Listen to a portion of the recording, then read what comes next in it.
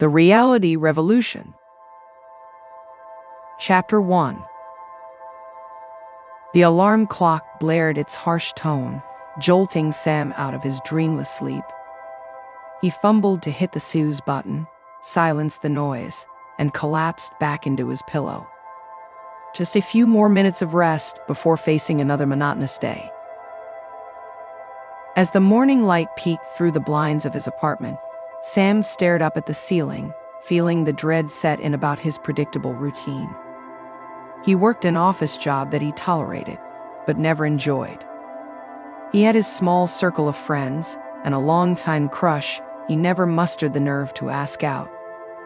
He wanted more out of life, but didn't know how to shake things up. Adventure and excitement seemed reserved for other people. Sam eventually hauled himself out of bed, showered, gulped down some burnt toast, and headed out the door for his commute. On the crowded train surrounded by silent, zoned-out commuters, he contemplated how nice it would be to break free of this rat race. But he didn't know where to start. How could his humdrum life possibly change? At the office, Sam nodded to his coworkers and sat down in his cubicle. His supervisor dropped a pile of reports on his desk to analyze, speaking with her usual brusque efficiency. Sam got lost in the work, crunching numbers and verifying data, motivated by the possibility of impressing his boss. Maybe that could lead to a promotion and a raise, some measure of improvement. The day dragged on. Deadlines loomed. Coworkers asked Sam to join them for happy hour after work, but he begged off as usual. He preferred going straight home to his small apartment, eating dinner alone while watching TV, then turning in early. The most exciting part of his night would be walking his neighbor's dog to get a break from the screens. As Sam laid in bed, listening to sirens in the distance, he contemplated his life. He wanted so badly to shake things up, to be spontaneous and adventurous. But it seemed like he was just too set in his ways. Too comfortable with the familiar. Too timid to take risks. He wished for a sudden twist of fate to come along and drag him kicking and screaming into a more exciting life. But in reality, tomorrow would probably feel just like today. With that depressing thought, Sam closed his eyes and drifted off to sleep, the alarm already set to wake him up for another ordinary day.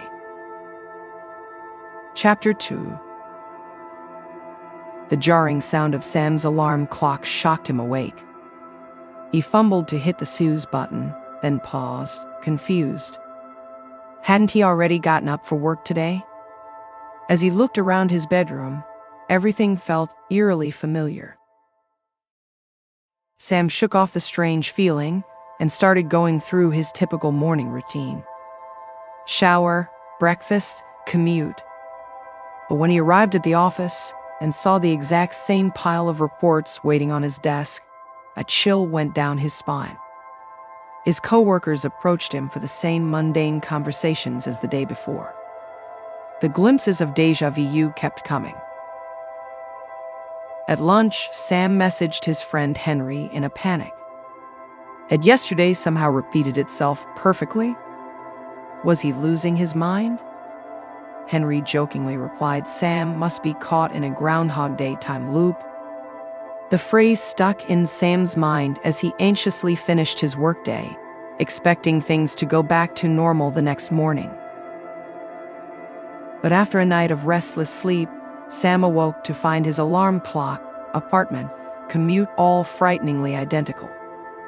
Again, he confronted the same pile of reports and coworker interactions as the previous day. Sam knew then this was no joke or figment of his imagination. He was well and truly stuck repeating the same day over and over in an endless loop. Desperate, Sam decided to share his bizarre situation with Henry to prove he wasn't crazy. Henry's amused smile faded as Sam predicted everything that would happen that day, the conversations people would have, major news headlines. No matter what Sam did differently, The day always reset back to the start after he fell asleep. Henry became convinced something was seriously wrong and suggested they work together to investigate the cause. Sam knew Henry was right. If he didn't figure out why this was happening and how to fix it, he could be trapped forever repeating the most mediocre day imaginable.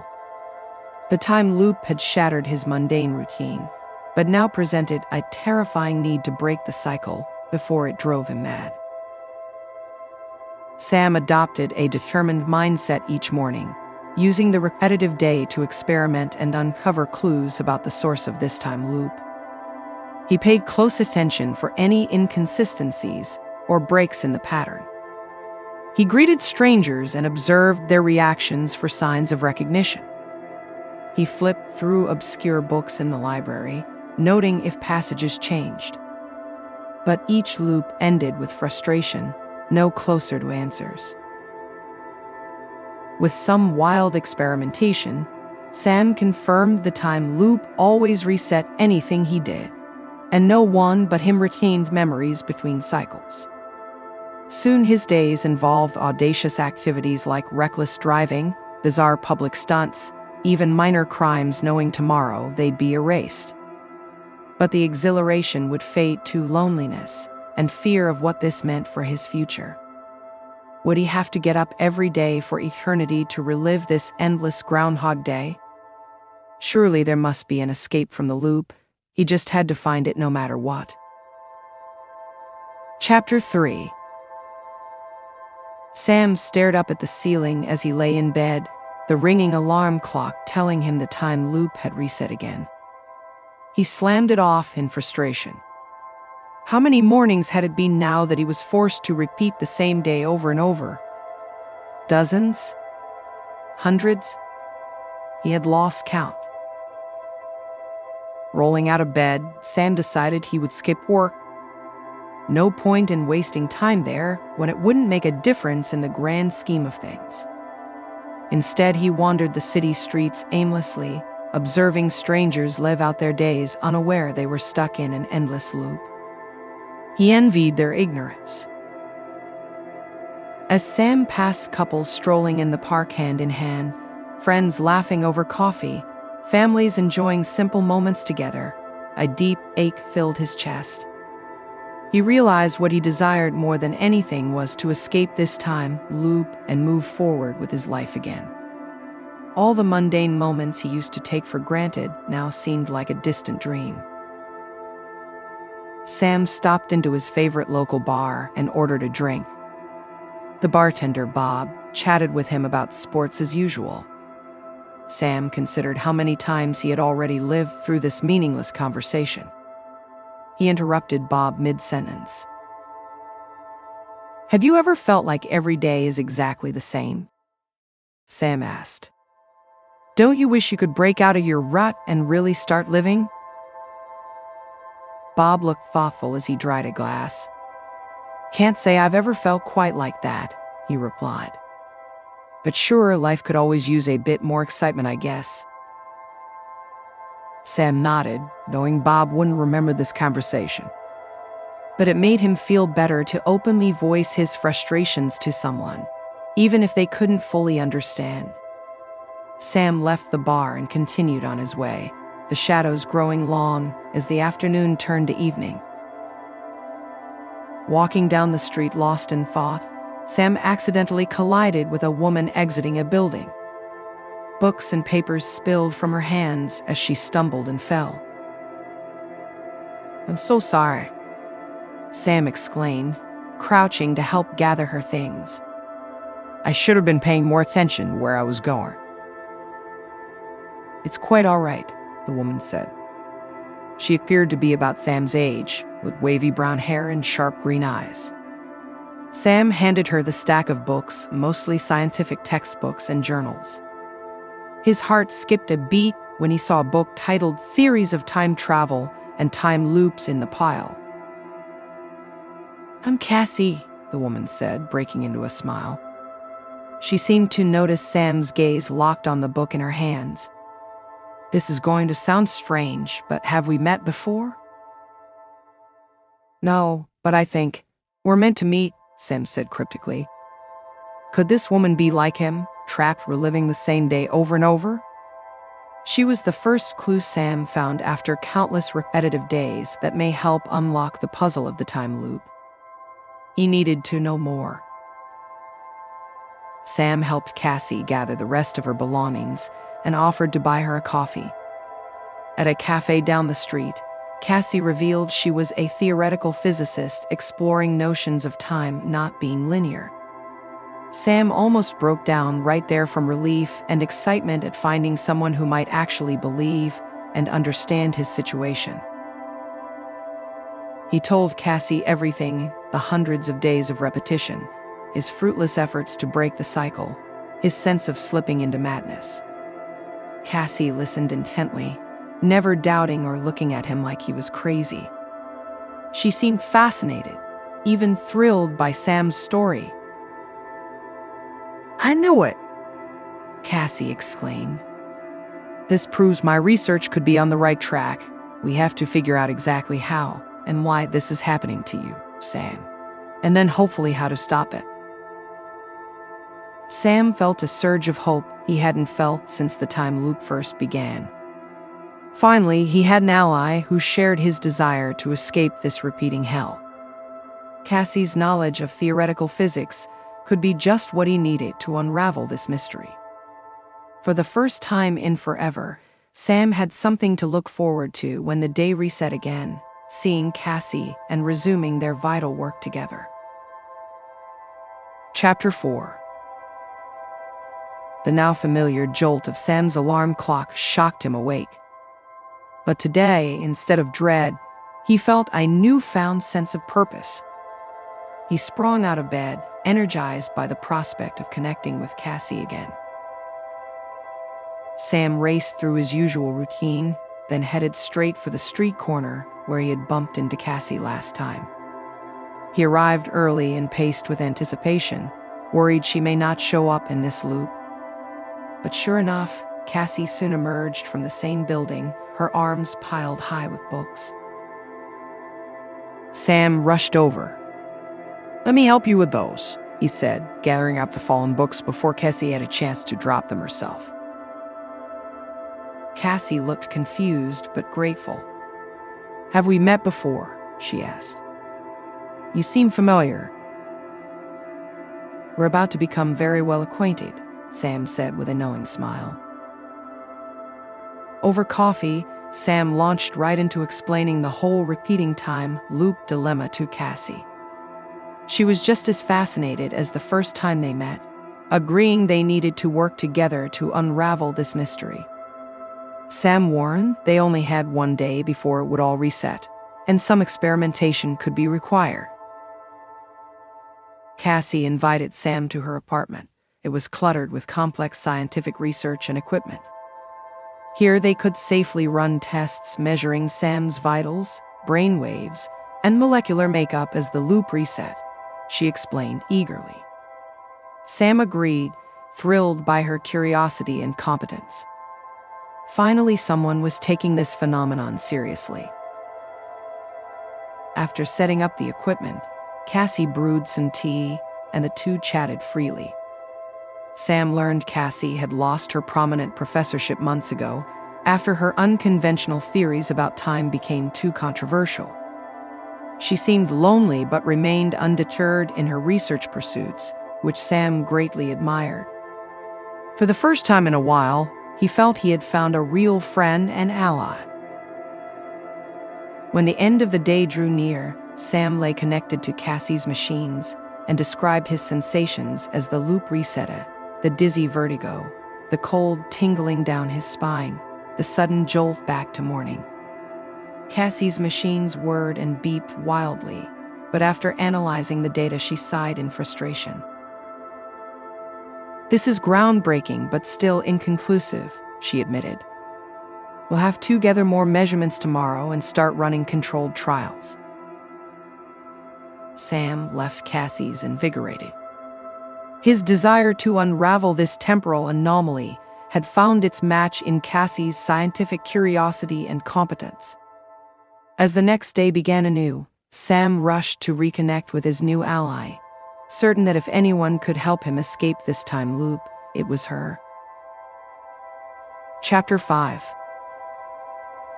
The harsh blare of Sam's alarm shocked him awake once again to start the same repetitive day. But he leapt out of bed with renewed vigor, anxious to meet up with Cassie and further their experiments. Over fresh cups of coffee, Sam and Cassie debriefed on his latest looping experience.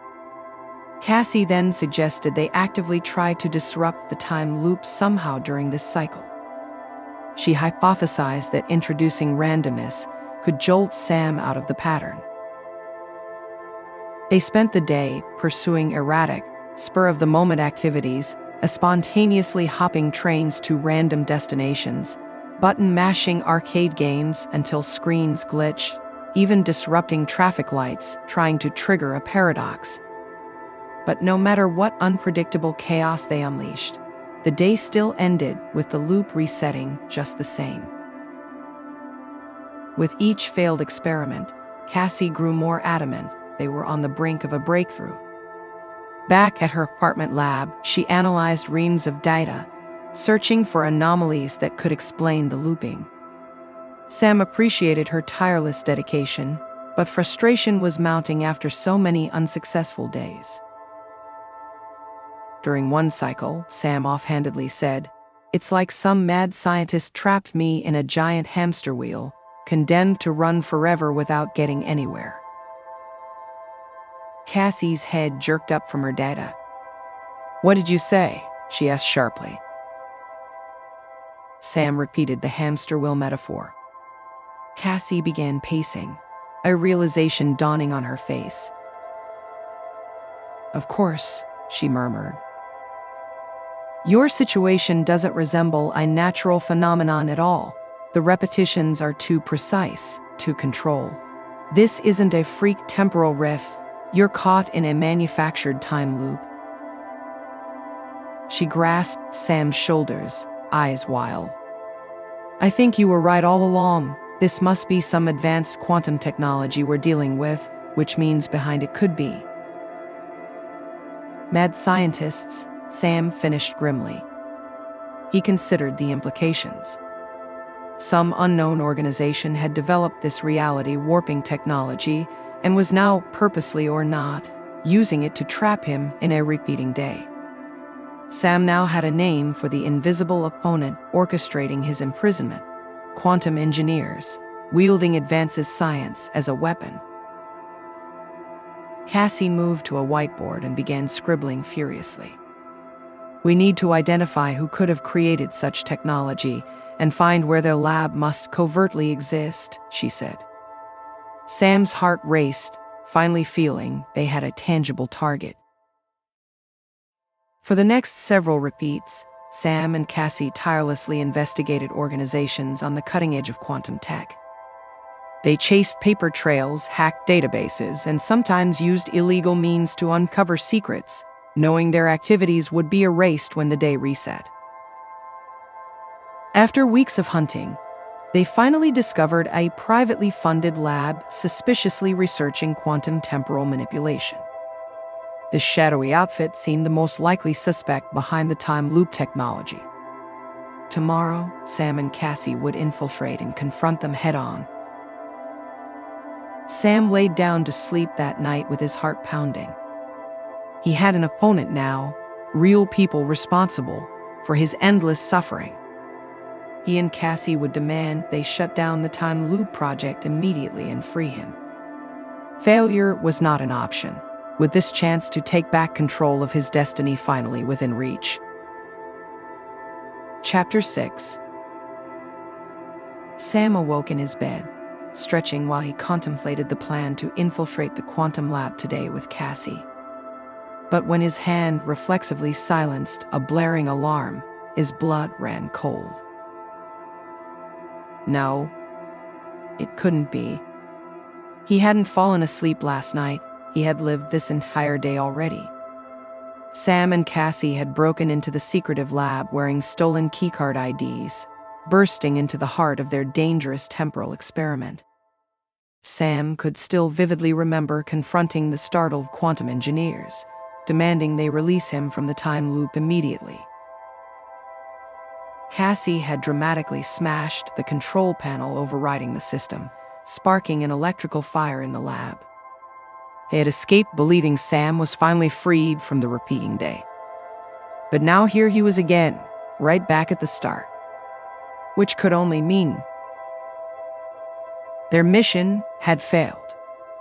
The time loop was still in effect. Sam's elation evaporated, replaced with dread at facing this tedious day yet again. Cassie would have no memory of their dramatic exploits yesterday. All that work discovering the lab's location was erased. Sam was still a prisoner stuck reliving the same 24 hours. In despair, Sam skipped meeting Cassie and wandered the city alone. He had been so sure destroying that quantum computer running the time loop would be the answer. But the technology allowing his repeated days must run deeper than one physical location.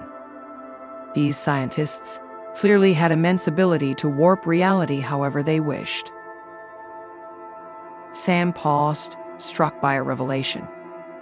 That lab Cassie and he had destroyed seemed too small-scale for the immense energies needed to control time so precisely.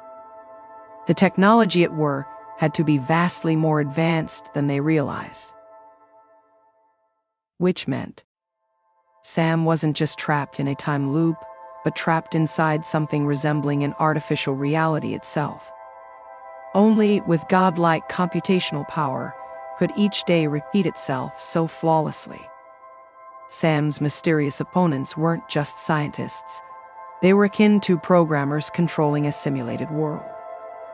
And undoing their work would require much more than smashing a mere console.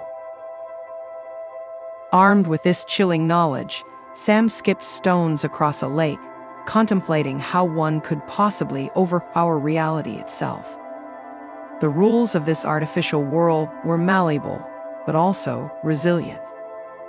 He gazed at the clouds, the ripples in the water, the passers-by around the lake.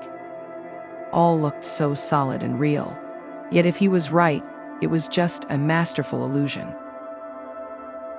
Sam knew he needed to connect with Cassie immediately and update her on this ominous revelation. Her brilliance and persistence were the only way to help crack the code of this fake reality they found themselves trapped inside. And Sam knew that until he could somehow shatter through the facade of this artificial world, escape would remain tauntingly out of reach. Chapter 7.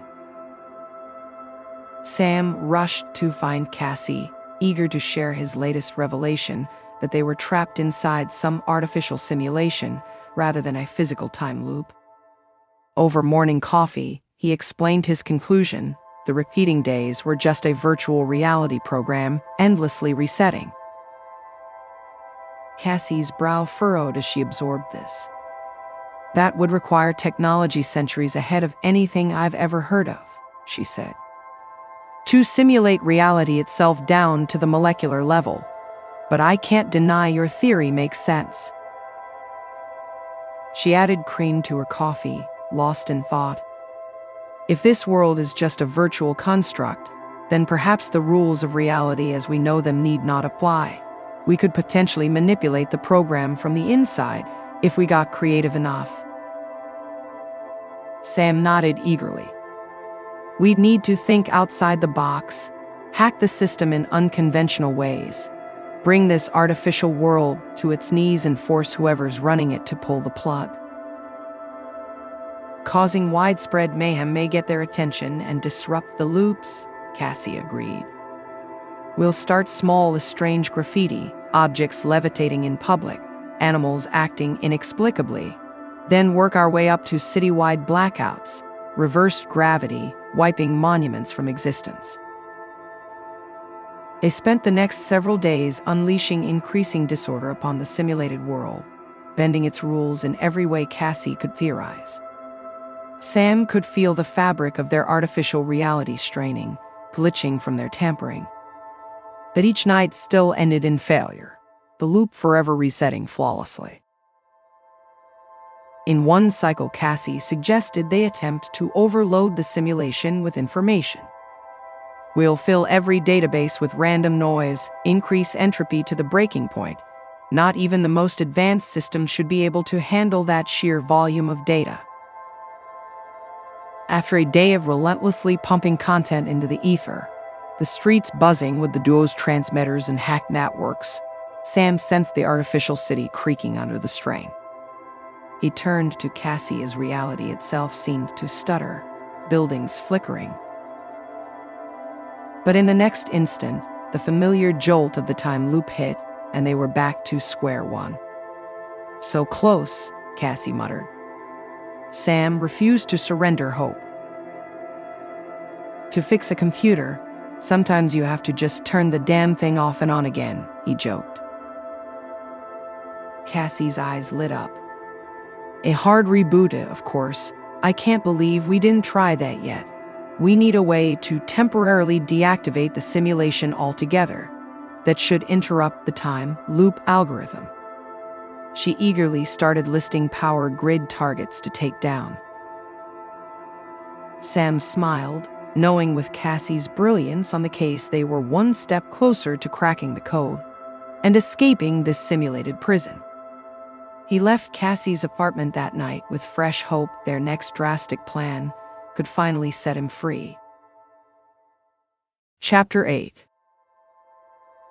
Sam jolted awake to the painfully familiar sound of his alarm clock. He suppressed a groan, the series of repeating failed plans weighing on him. But Cassie believed she finally found the key, a briefly cutting power to the whole simulated world to disrupt its flawless looping algorithm.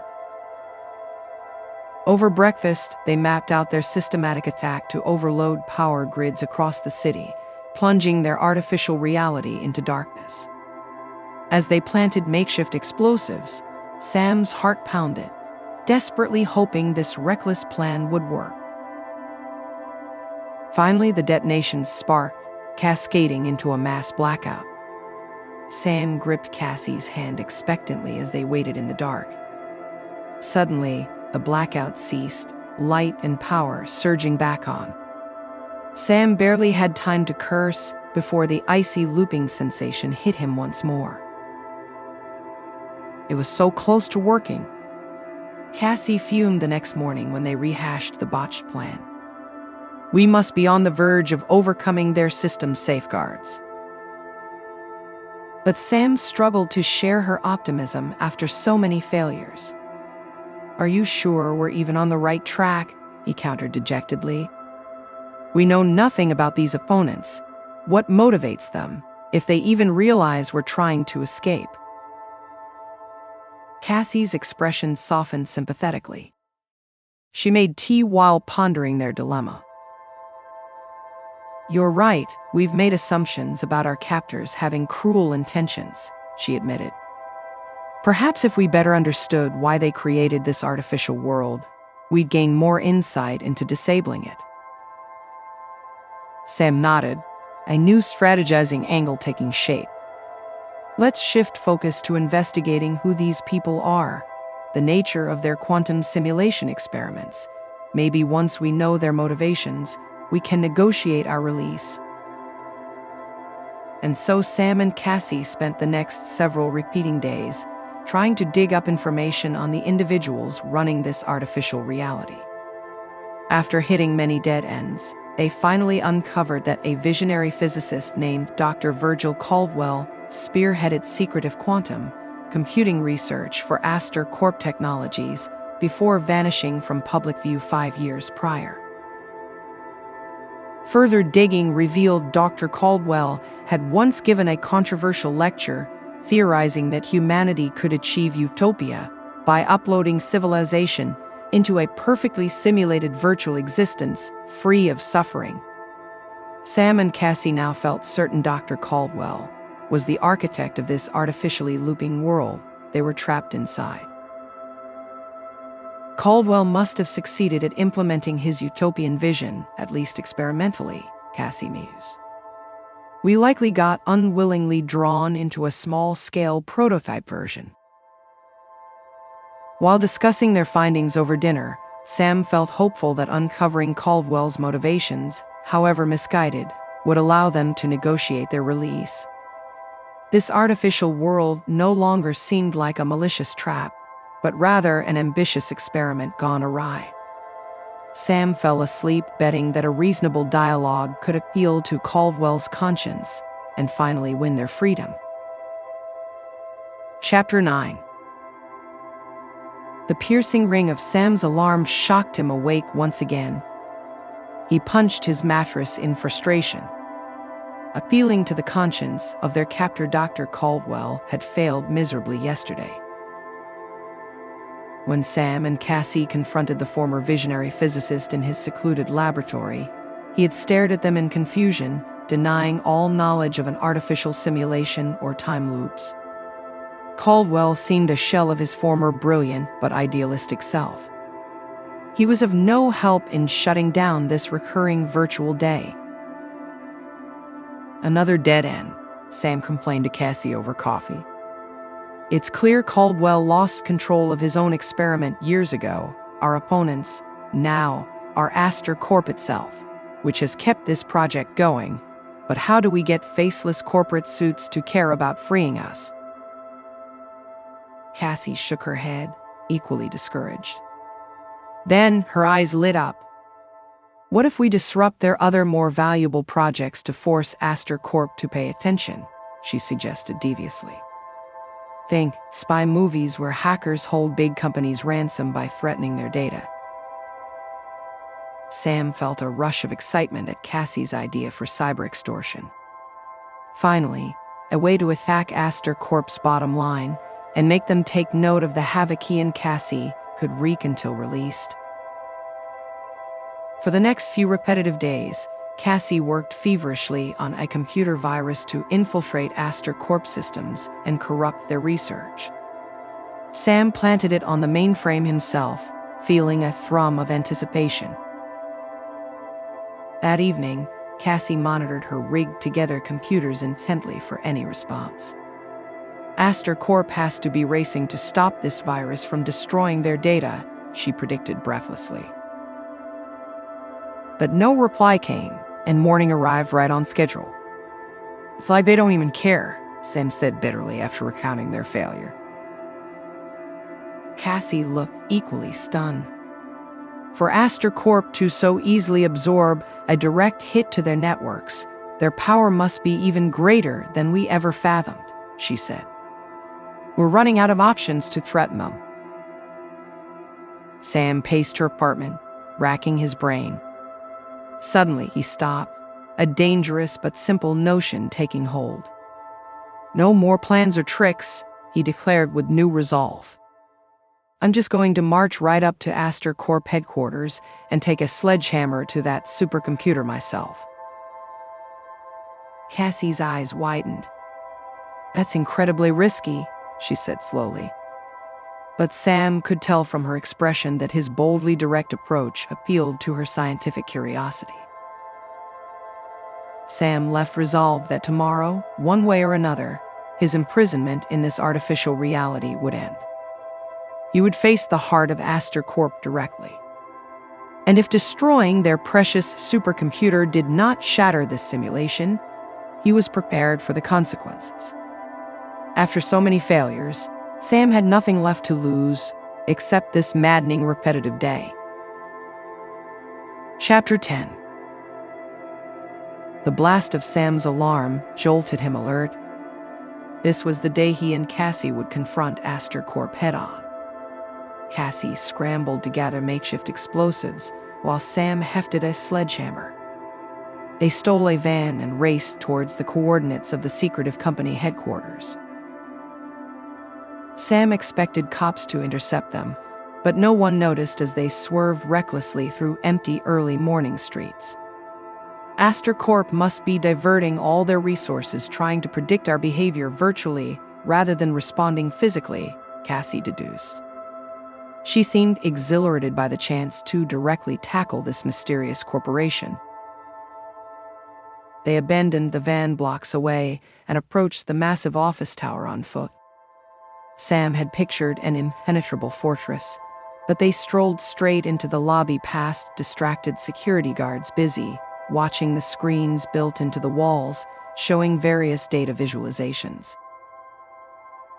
"This way," Cassie whispered, pointing towards an elevator. They emerged onto a floor glowing with screens and servers. Sam hoisted his sledgehammer, ready to smash the first computer he saw. But as he swung, Cassie grabbed his arm. "Wait," she exclaimed, eyes fixed on a display. "These energy readouts, they confirm the quantum computer network spans multiple locations synergistically. We can't disable it from any one site. We need to strike them simultaneously." Sam hesitated, then nodded, trusting Cassie's expertise. They raced to plant charges strategically throughout the server room before fleeing downstairs. The timed detonations erupted in succession, bursts of light sizzling through wires and hardware. Sam held his breath hopefully. But in the next moment, he was jolted back to the start of the day once more. Sam cried out in frustration. He still remained trapped even after wrecking Aster Corp's physical headquarters. Cassie glumly concurred they still didn't fully grasp their prison's true scale. Across repeated days, they researched feverishly and uncovered a vast network of quantum servers Aster Corp secretly operated worldwide, backing up their simulation infrastructure. Sam and Cassie plotted coordinated attacks on each location, maximizing chaos. But no amount of damage seemed capable of shutting down the system completely. Until finally, Cassie made a breakthrough. The project codename references a distributed network with a primary Nexus hub location, she exclaimed. "That must be the true heart we need to strike." Sam geared up with fierce determination on this final frontal assault as Cassie located the Nexus data center disguise. He would hold nothing back this time. He would burn this false reality to the ground if that's what it took to escape. They infiltrated Aster Corp's greatest stronghold. Cassie hacked open databases, revealing the extent of their godlike ability to fabricate existence itself. But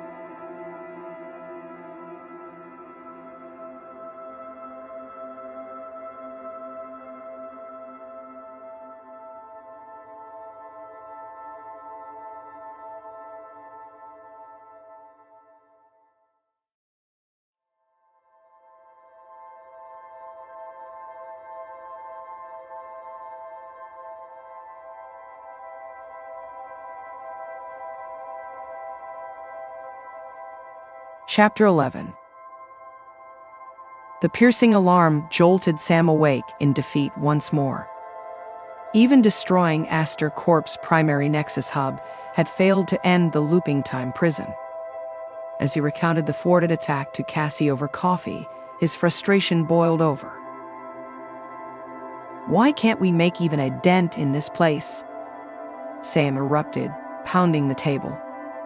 "We've now demolished the physical and digital worlds Aster Corp created, but it's still running the simulation just fine. This merciless fake reality is completely inescapable." He buried his head in his hands, overwhelmed by despair. Cassie gently touched his shoulder. "We've made them expend immense resources repeatedly rebuilding," she said. "Their resilience is staggering, but not infinite. We just need one last breakthrough." Sam glanced up, moved by her inspiring resolve despite everything. If anyone could solve this, it was Cassie. They retreated to Cassie's apartment lab to reevaluate their approach. Pacing thoughtfully, Cassie's gaze passed over the various diagrams and equations scrawled across her whiteboards. Her eyes suddenly widened. "Of course," she gasped. "It's so obvious now. We've been missing the forest for the trees all this time." She whirled to Sam, features alight with realization. A simulation this real requires more than just processing power. It needs a living consciousness inhabiting it to perceive it into existence, which means... Cassie's voice dropped to an awestruck whisper. "This whole world only exists because your mind believes in it." Sam's chest tightened at the enormity of the revelation. Himself, Cassie, Aster Corp, this entire pocket reality was just an illusion being rendered for his benefit. And that meant... "I'm the one with the power," Sam uttered in disbelief. "Somewhere my body is plugged into a machine running this simulation, and I'm the only one who can break its spell." Cassie nodded intently. "You have to override the illusion by remembering your real life and who you truly are. Disconnect your consciousness from this artificial world." She gripped his hands. "I'll protect you while you focus inward. You can do this, Sam. You can set us free." Sam laid on the floor and closed his eyes, steeling his mind. Cassie, the apartment, the smells and sounds of the city faded as Sam blocked it all out. He strained to recall his real existence, his memories shrouded in fog. Glimpses emerged: a childhood bedroom, his mother's voice, the face of a girl he once kissed, the thrill of his first day at a new job. But before Sam could fully break through, agony split his skull. The false reality was resisting, trying to pull him back into its numbing embrace. Sam cried out as blinding pain overwhelmed him.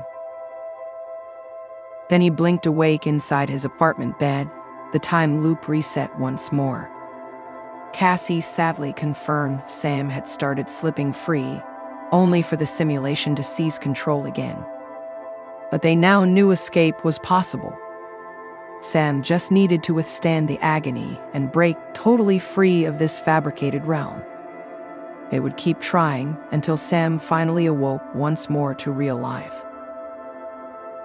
Chapter 12. After countless painful failed attempts, Sam was no closer to breaking his consciousness free of the simulated reality. Each resetting loop now felt like an agonizing punishment, reminding him escape remained out of reach. Over morning coffee, Sam confessed his fading hope to Cassie. "Unplugging my mind seems impossible with Aster Corp's technology overriding me," he lamented, recounting his fruitless mental struggles.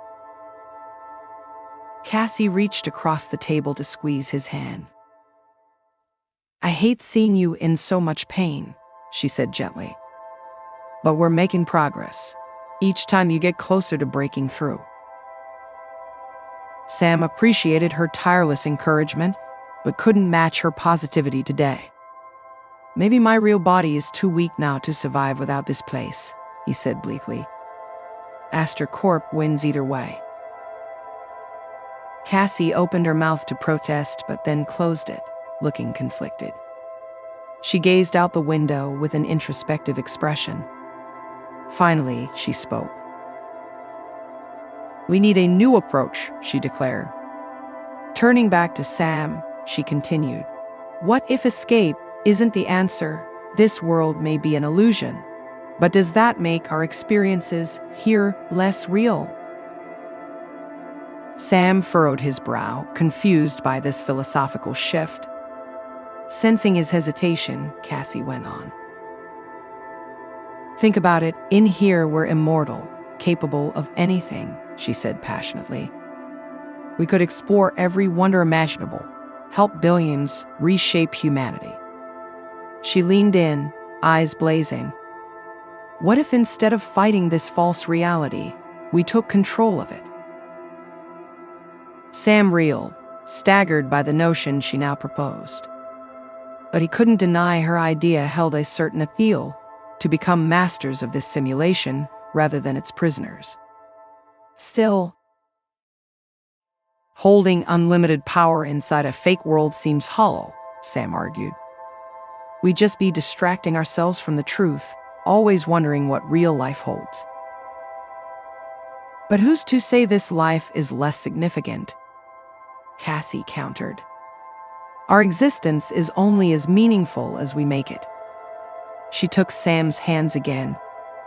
You once told me you felt trapped in a mundane routine. Here and now, we can finally be so much more.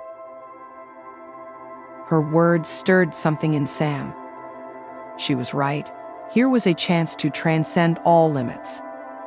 But could he truly forget the world beyond and embrace only this potential paradise?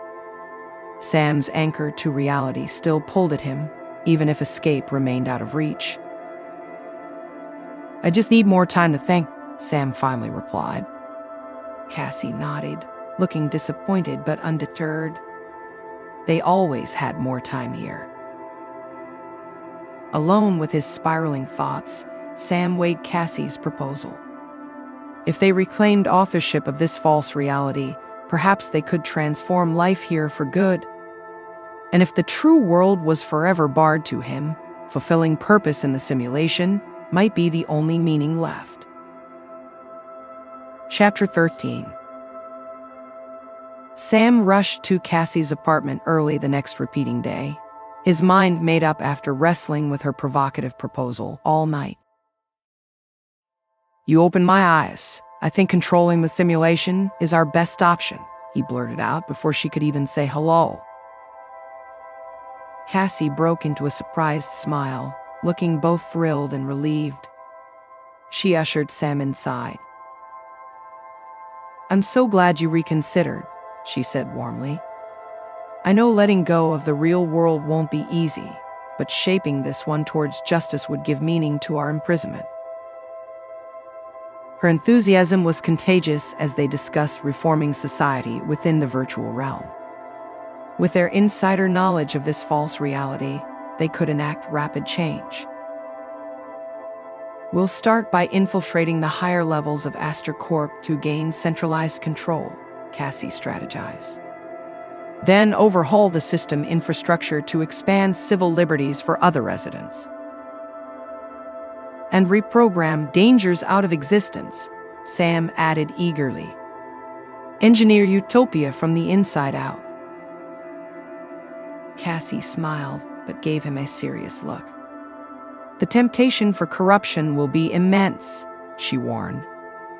We must stay grounded in wisdom and ethics. Sam nodded humbly, grateful for her virtue as an anchoring force. After preparing disguises and hacking equipment for their epic takeover, Sam and Cassie marched into Aster Corp headquarters with newfound confidence. Cassie breached the quantum database, seizing control of the foundational code generating this pocket universe. Information flooded Sam's mind as the secrets underpinning reality were laid bare before him. He now grasped the intricate quantum code, that maintained and defined every aspect of this artificial world. Crucially, he could also override the programming at will. The dizzying power took Sam's breath away. Under his and Cassie's influence, the world's exploitative systems could be rewritten. Poverty, oppression, injustice, all could be edited away. They could even abolish human greed and hate from people's very psyche. Utopia awaited. But Cassie gave Sam's arm a warning squeeze as temptation beckoned. "We mustn't trample free will, even with noble aims," she cautioned, ever the ethical compass. Sam nodded, tempering his reformist zeal. Working in thoughtful harmony, they progressively shaped a more equitable order, removing barriers to human dignity. Sam took particular joy in creating idyllic spaces, lush parks, inspiring architecture, vibrant culture hubs.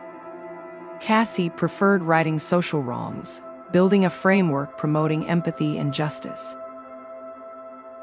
Days later, as they surveyed this now thriving benevolent society, bearing their enlightened influence, Sam felt only fulfillment, no longer missing the outside world.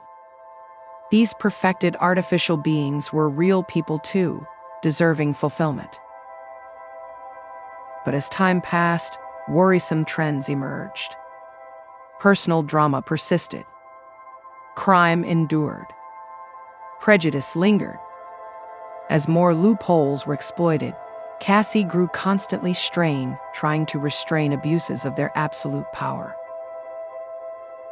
"Are we only breeding oppression in the long run?" she asked Sam one weary night.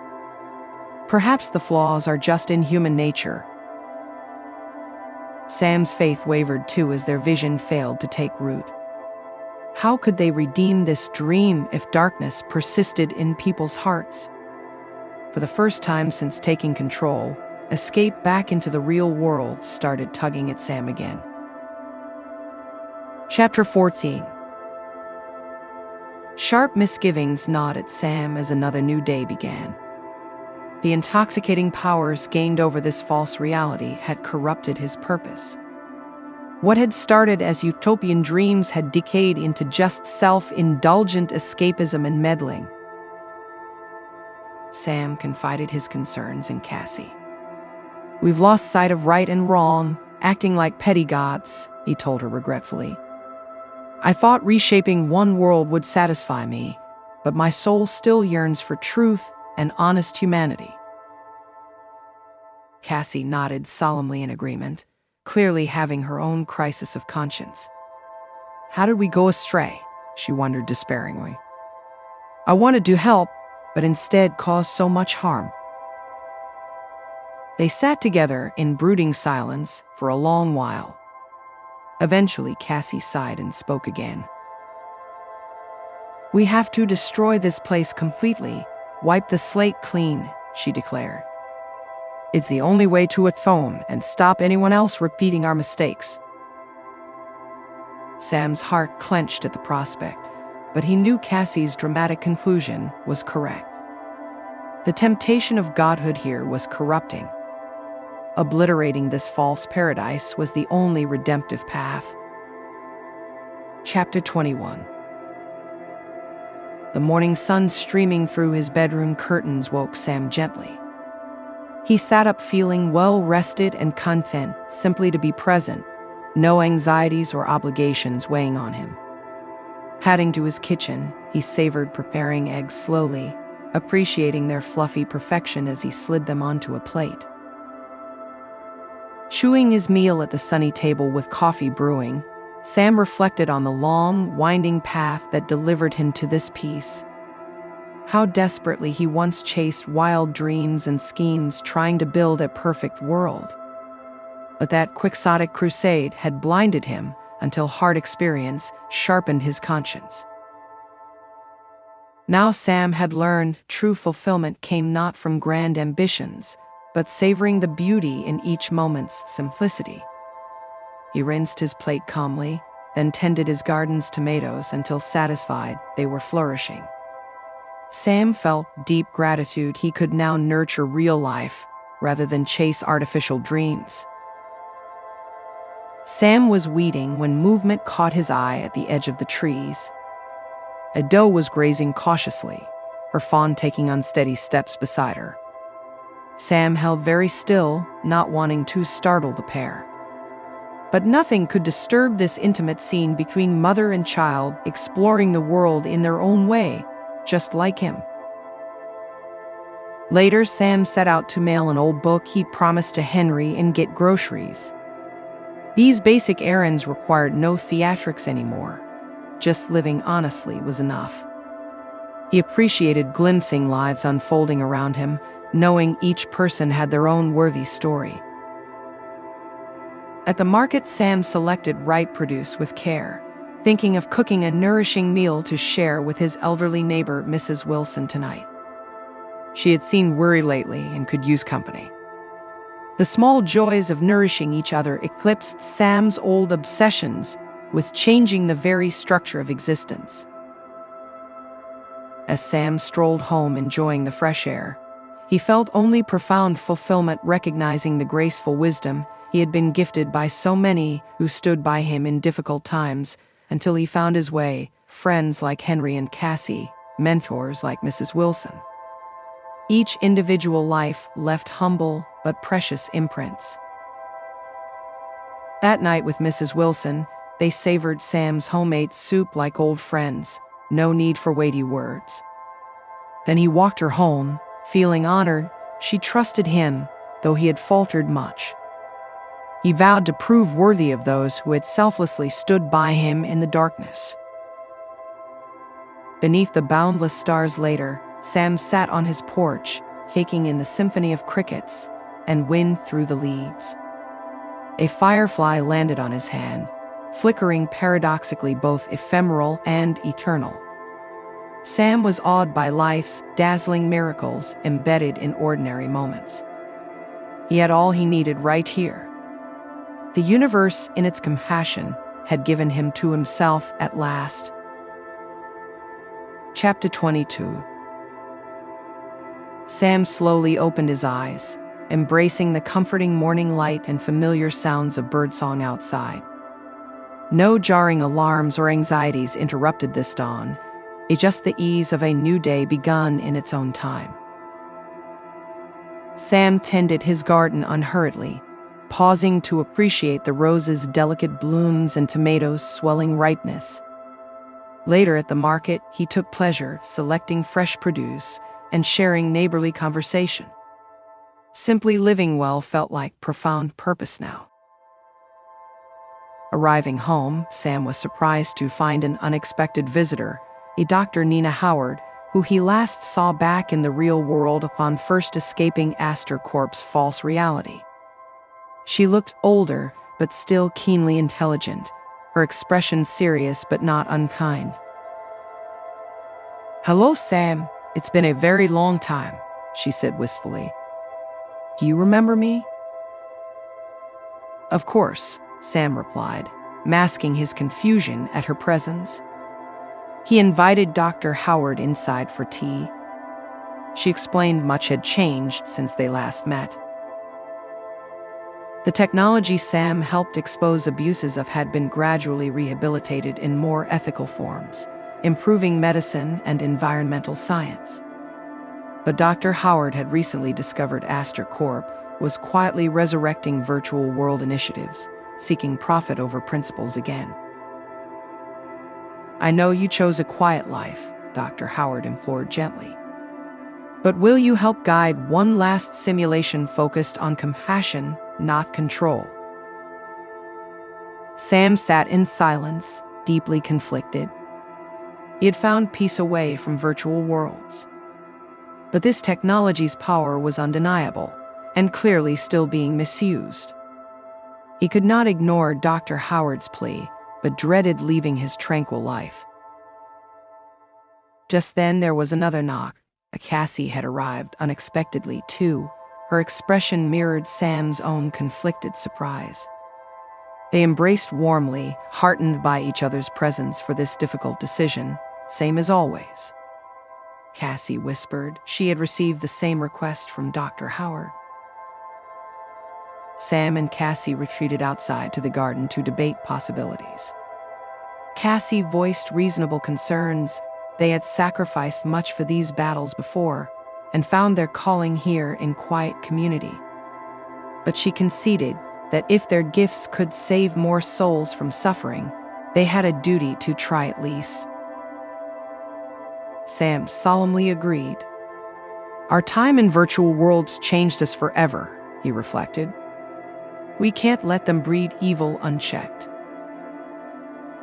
They held each other in the golden afternoon light, finding strength. If this was their destined purpose being called forth again, they would answer with the wisdom of hard experience. After all they had been through, Sam and Cassie still each gave the other the courage to do what was right. Hand in hand, they walked back inside to tell Dr. Howard they would help her build one last virtual world that amplified humanity's conscience, not its cravings. For all they had been gifted in this new life, if their knowledge could reduce suffering, they owed whatever years left to that cause. Equilibrium reached, they turned together to meet this next.